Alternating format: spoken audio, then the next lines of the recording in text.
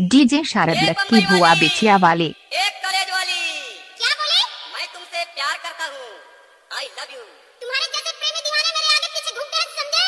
मैं समझाता वो मोर जैसे दीवाना आगे पीछे घूमते हैं। तोर भारी किस्मत है वो, तोर गजब के नसीब है। मोला प्यार दे दे वो।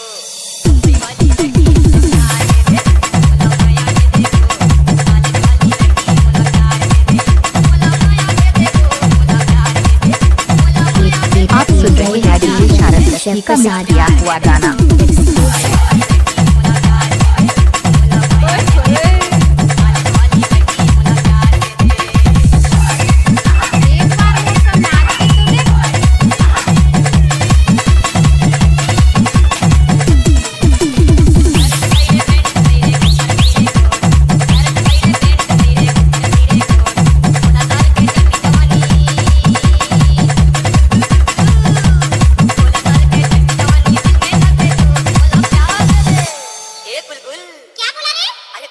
बोला यार, चप्पल मारूंगी।